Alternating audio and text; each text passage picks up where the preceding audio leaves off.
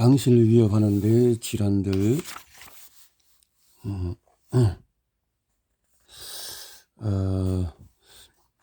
흔하지만 절대 가볍지 않은 두통.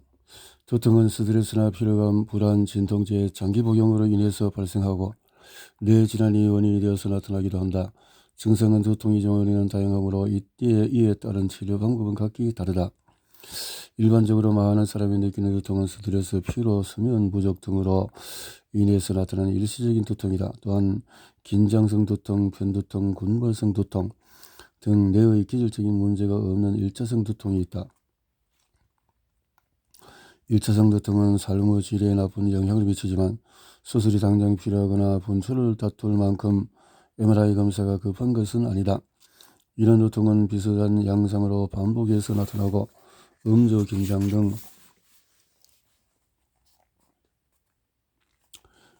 상황이 놓일 때만 발생하고 머리가 무거우면서 조이는 듯한 통증이 주로 오후에 온다는 특징이 있다. 그런데 최근 들어서 남녀노소 할 것 없이 많이 발생하는 것이 경추성 두통이다. 우리 목은 1시간에 600번 정도 움직인다고 한다. 말을 하면서도 목을 움직이고 있고 밥을 먹고 또 핸드폰 쳐다보는 등 일상생활을 하며 목을 끊임없이 움직인다. 그러다 보니 평소 자세와 습관 때문에 생긴 거북목이나 일자목 등으로 인해서 목덜미가 후두 부위가 심하게 경직이 된다. 한편 두통의 원인이 목에 있다는 것을 진단하기 위해서는 두통을 유발할 만한 뇌의 병이 없고 경추에 문제가 있다는 진찰 소견이 있어야 한다. 더욱이 국제두통학회에서 발표된 진단 기준에 따르면 두통 자체가 경부질환과 시간적인 전후관계가 분명하고 경부질환이 좋아지는 동시에 두통이 호전되는 경우, 목을 제대로 못 들릴 경우로 운동 범위가 감소하고 또 숙이거나 젖히는 동작을 했을 때 두통이 현저히 악화되는 경우, 진단적인 신경 차단술을 했을 때 두통이 사라지는 경우에는 경추성 두통일 가능성이 높다. 경추질환이 심해지면 팔이나 목이 저리고 목이나 어깨 통증과 함께 이명이나 속 울림거림 등 비특이적인 증상을 호소하게 된다. 두통과 함께 뇌 감정을 의미하는 발열, 오한, 뇌압이 올라가면서 의식 수준이 떨어지고 힘 빠짐, 생전 처음 경험해본 심한 두통, 특정 상황에서 두통이 발생하는 경우, 운동, 배변, 본인이 암, 면역 억제 환자, 이런 또 항응고제 복용 중에서 두통 발생, 위와 같은 경우라면 병원에서 검사를 받아봐야 한다. 진통제를 매일 먹는데도 두통이 달고 산다. 50대인 ILC는 진통제를 30년간 복용해왔다. 진통제를 계속 먹으면 약물과 과용 두통은 진통제를 오랫동안 복용한 1차성 두통, 긴장형 환자에서 흔하다. 단순 진통제를 한 달에 15일 이상, 기억력이 떨어지면 치매인가요? 치매란 그리 단순하지가 않다. 기억력을 포함한 여러 가지 인지 기능이 저하되고 알츠하이머는 베타 아밀로이드라는 작은 단백질이 과도하게 만들어져 뇌에 침착되면서 뇌세포가 파괴되는 것이 발병의 핵심 기전으로 알려져 있다.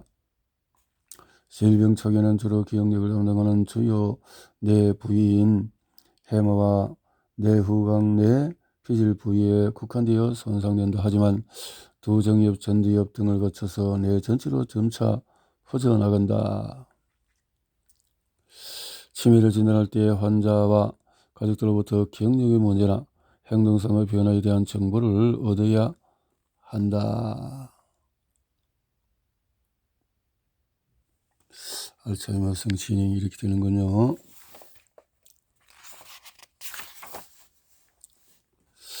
뇌졸중은 10분마다 한 명씩 발생하고 있다. 뇌출혈. 뇌졸중이라는 혈관이 막히는 뇌경색과 혈관이 터지는 뇌출혈을 통틀어서 일컫는다. 뇌혈관은 우리가 사용하는 수도관이라고 생각해서 둥둥 떠내다가 찌꺼기가 흐르다가 수도관을 꽉 먹는 경우, 그래서 녹과 오물거리고 찌꺼기들이 쌓여서 서서히 막히는 상태가 혈전으로 인한 허혈성 뇌경색이다. 반면에 수도관이 터져서 물이 새는 경우는 뇌출혈이라고, 다른 하나는 지주막하 출혈이다. 뇌에는 지주막 또는 거미막이라는 얇은 막이 있는데 여기에 붙어있는 뇌동맥에 발생한 동맥류로 인해서 생긴 출혈을 말한다. 뇌경색과 뇌출혈의 비교.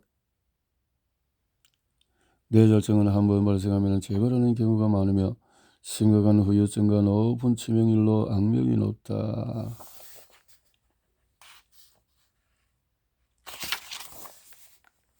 뇌졸중의 위험 신호는 안면마비, 시각장애, 언어장애 등등. 간질의 새 이름이 뇌전증이다. 뇌전증. 수천억 개의 뇌세포는 우리가 잠을 자는 동안에도 정기적인 신호를 주고받는다. 그런데 뇌신경세포 중에서 일부가 짧은 시간 동안에 비정상적인 전기 신호를 만들어내면서 나타내는 이상적인 발작. 뇌전증은 건강한 사람도 뇌질환에 걸리거나 뇌 손상을 입으면 앓을 수 있는 질환이다. 뇌전증의 발작 증상은 어느 순간 멍해지면서 반응이 늦거나 입맛을 쩝쩝 다시는 증상만 잠깐 나타나고 의식이 있는데도 한쪽 팔만 뜨는 경우도 있다. 뇌전증, 팔다리가 뻗고 의식 저하, 멍하고 일시적인 혼동, 또 혀를 깨물거나 뇌수분 조절,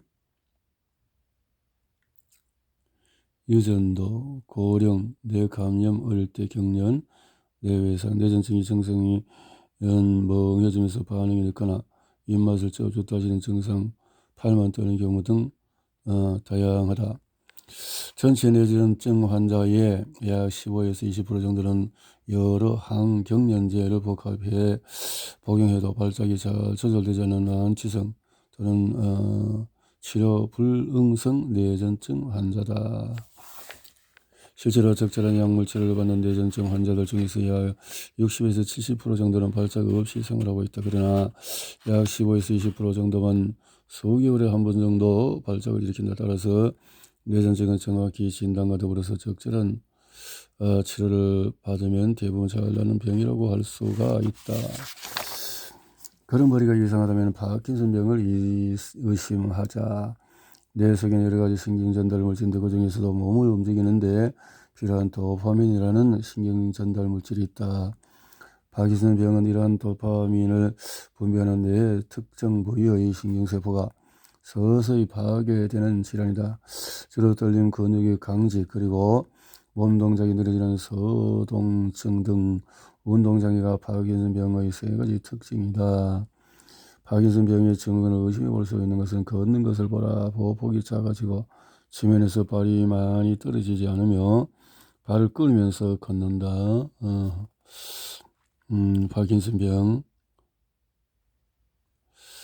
둘째, 얼굴을 보라. 파킨슨병 환자들은 얼굴에서 표정을 읽을 수가 없다. 마치 가면을 쓴 것처럼 감정 상태를 알 수 없게 되어진다.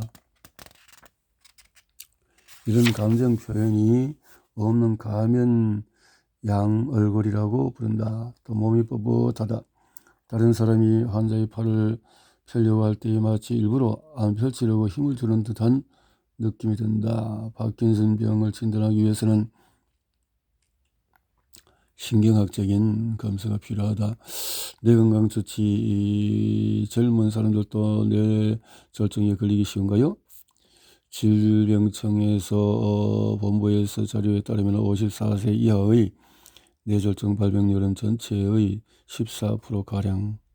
고혈압, 고지혈증 위험인자가 이른 나이부터 많아지고 해서 이외에도 동맥경 하청 등등 건망증이 너무 심합니다. 건망증. 정상적인 인지 상태를 가진 20, 30대에서도 주차 후에 위치를 주의 깊게 봐두지 않았다면 어디 있는지 헷갈릴 수 있답니다. 치밀한 한도 차례 에피소드로 판단할지는 아니라 증상의 지속성과 일상생활 능력을 고려해서 진단합니다. 부모님이 치매와 파킨슨 병이라서 걱정된다고? 뇌 질환은 유전일까? 가족력? 반면에 유전성 질환은 특정한 유전자나 변이에서 발생하는 것이고, 이렇게 적농맥 녹색 맹 다운 증후군 또 차별 이런 혈우병 등이 유전성 질환으로 꼽히고 있다.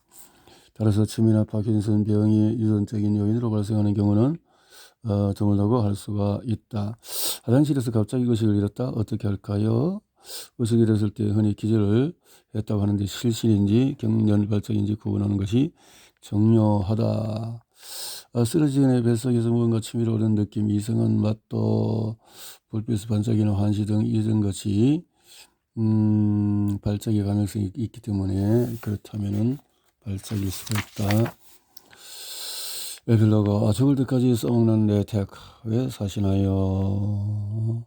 이렇게 마지막으로 메시지 이 책을 마무리라고 한다. EAT 내일 좋은 음식을 먹고 충분한 잠을 자고 그리고 참 많은 관계의 인간관계를 통해서 놀이를 해보자. 이렇게 해서 마무리가 되었군요.